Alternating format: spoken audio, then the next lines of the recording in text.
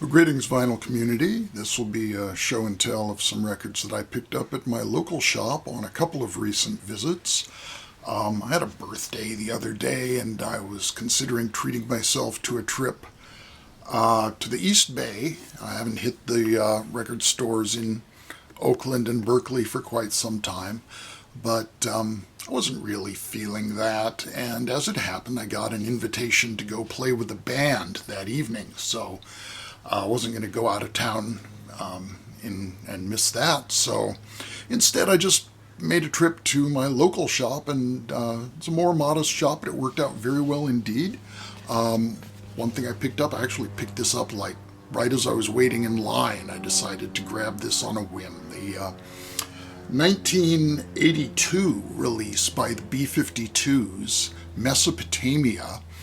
This is a new reissue of this mini LP. It was supposed to be the band's third album, but it was a troubled session and they couldn't get together enough material for a full album. This was produced by David Byrne, and I suppose he has something to do with it, but this is a more serious sounding album than previously expected from the B52s. They turned the wackiness quotient way down. And it's by no means absent, because there is one track on here that does showcase Fred Schneider, who's the primary exponent of the B52's wackiness. And that is the splendidly titled "Throw That Beat in the Garbage Can."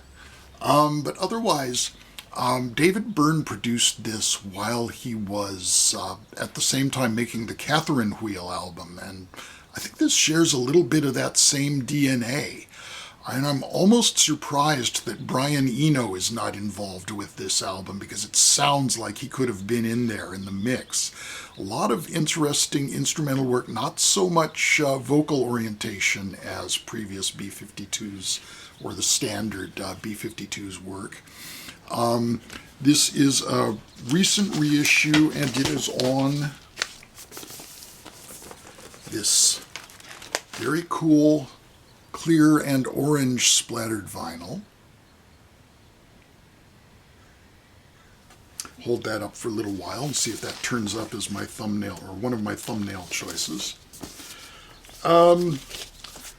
Pretty nice album.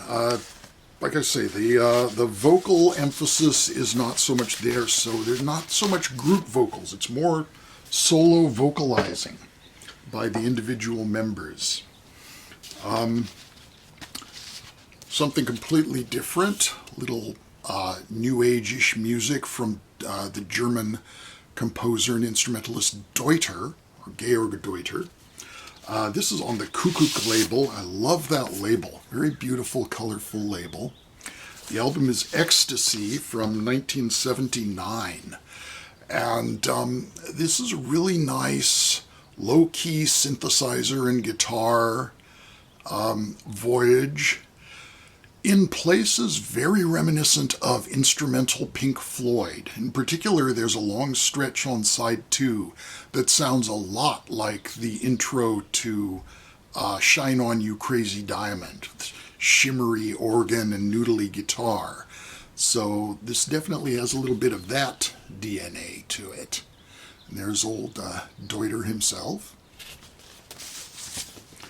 German pressing, of course, on Kuckuck. Something different yet again, Taj Mahal and his debut album, very rough and ready blues. This includes his performances of other people's, basically, blues standards that he's reviving, including Statesboro Blues, and that is what inspired the Allman Brothers to cover that song. Also his great version of Dust My Broom Divin' Duck Blues is a classic. This is very funky, rough and ready.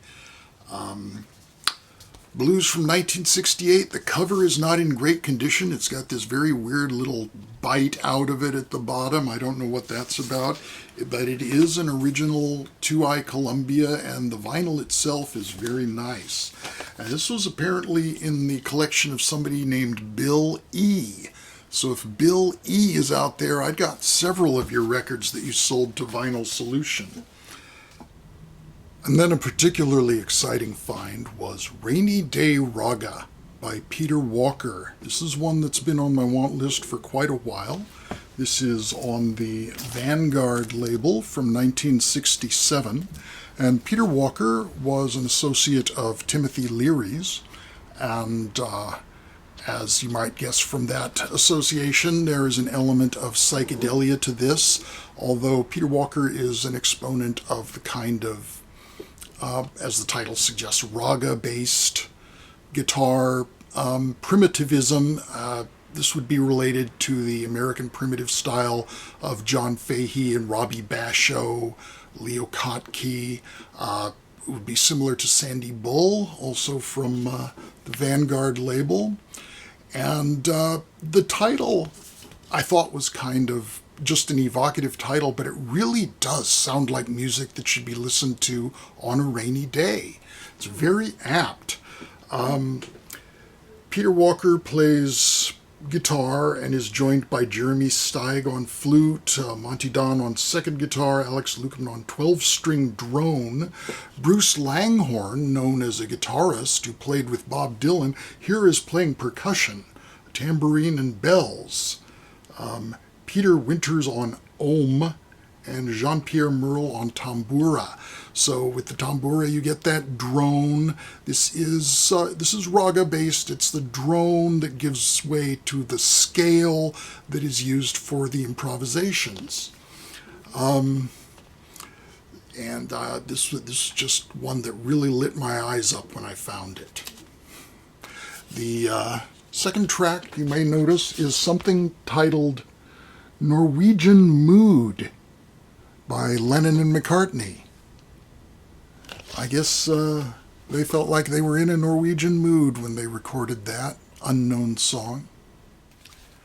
Here's one you all know, The Who, Meaty Beaty Big and Bouncy. This is an original copy on Decca, the original Decca inner sleeve there. And that cool vintage Decca rainbow label. Nice to have. It's, as you all know, The Who's greatest hits as released in 1971, but it does have a couple of alternate versions. Things that they had to remake because they didn't have the original tapes and so on. Always a very amusing cover as well. Of course, this is the original gatefold edition. Not in perfect condition vinyl-wise, but good enough. Another one that's been on my want list, Flora Purim, Encounter from 1977. Amazing cast of performers along with Purim's wonderful vocals. She has Ursula Dudziak, whom I've talked about before on the channel, the amazing Polish vocalist. There is just one track where she and Gugi Coppola and Flora Purim trade vocal solos. So that's a remarkable track. But Flora Purim is also joined on this album by McCoy Tyner, Joe Henderson, Ayrto, of course, Ron Carter, George Duke, Ndugo Leon Chancellor, Raul de Souza, Alfonso Johnson, and Hermeto Pascoal. So with a group of musicians like that, I think they could scrape together something pretty decent. And this really is a very, very beautiful album. Includes, I've got it in a special sleeve, but it does include a custom sleeve. You don't really see that on a lot of jazz albums. This is on the Milestone label.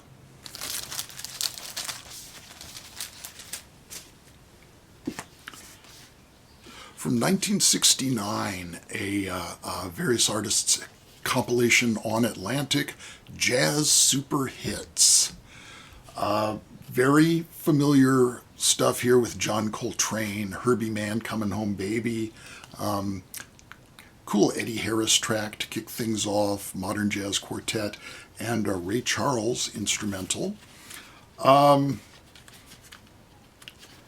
And I've actually purchased this mainly because I love these cover graphics. Loring Udemy did a ton of these various artists' albums from for Atlantic, and he always has this kind of collage-y graphic design that I really love. And this is another one that belonged to Bill E. So there you go. So that was my haul for my birthday. I think that was a very productive shopping trip indeed, but I'd also been there 2 weeks earlier and picked up the debut album by Blodwyn Pig, the band that Mick Abrahams formed after leaving Jethro Tull following their first album, and various disagreements with Ian Anderson. I think that on the first Jethro Tull album, Mick Abrahams and Ian Anderson were both kind of co-leading the band in a way, and there was only room for one of them, so Mick is the one who did not make the cut. I don't think he wanted to make the cut. This is the US edition of the album. The UK version has a different cover with the same pig, but with sort of a pink background instead of this target design, and the title across the top. This is a Unipack design on the A&M label, original inner sleeve from 1969-70 era. And being the American edition, it has 3 different tracks from the UK version. So if you want to collect them all, you need both editions. And another one that formerly belonged to Bill E., I think if you can just make out his name there, Buffalo Springfield again. Buffalo Springfield's second album from 1967. Back in the day, I didn't own any of Buffalo Springfield's individual albums. I had just the retrospective album, which is a best of, and that served me very well. Well, this is the album of the band's 3 originals that contributed the most songs to that collection, so that's an indication of what a solid set this is, with a lot of great tracks. Mr. Soul is what kicks it off. Every Day's the song that was covered by Yes, which is one that was not on the retrospective album. Very ambitious Neil Young songs, Expecting to Fly and Broken Arrow, the former featuring a big sort of orchestral arrangement by Jack Nitzsche, and the other one being a sort of multi-sectioned suite, sort of almost prog rock idea. Bluebeard is on here, the great Steve Stills number. Hung Upside Down, another cool one that was not on the retrospective. Rock and Roll Woman, another nice one from the pen of Steve Stills. So I was really happy to listen to this album. Not one that I owned before, except on CD. And finally, I'm not sure how to pronounce it, but YR. The title is YR by Steve Tibbetts, another guitarist. This is not unlike the record by Peter Walker that I showed earlier. Experimental and Raga-inflected guitar excursions with keyboards, kalimbas, sitar, and Steve Tibbetts' longtime musical partner, Mark Anderson. This being the first record that they made together. It's Steve Tibbetts' second album overall, but the first one on which he collaborated with Mark Anderson, and several other participants on percussion and bass, the percussion being mostly tabla or other kinds of hand drums.